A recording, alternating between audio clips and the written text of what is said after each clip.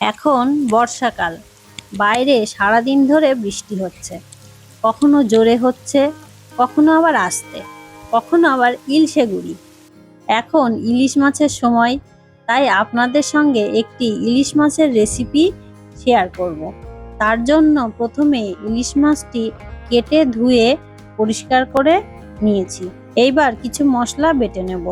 জিরে, কাঁচা লঙ্কা, পোস্ত, চারমগজ, কাজু বাদাম, সাদা তিল ও সামান্য পরিমাণে কালো সর্ষে।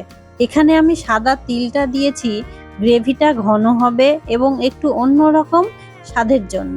এইবার সব মশলা একটি পাত্রে নিয়ে তার মধ্যে দিয়ে দেব পরিমাণ মতো লবণ, হলুদ, সর্ষের তেল ও জল ঝরানো টক দই।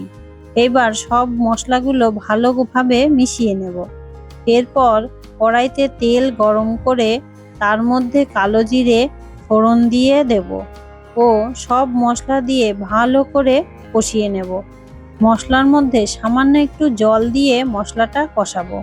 এই সময় গ্যাসের ফ্লেমটা আস্তে করে দিতে হবে, না হলে মশলার মধ্যে যে দইটা দেওয়া আছে সে দই ফেটে যেতে পারে।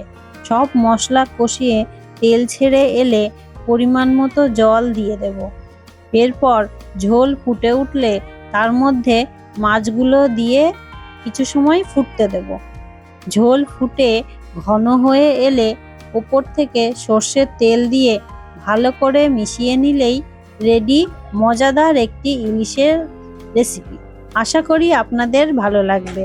ভালো লাগলে আমাকে কমেন্ট করে জানাবেন ও একটি লাইক করবেন।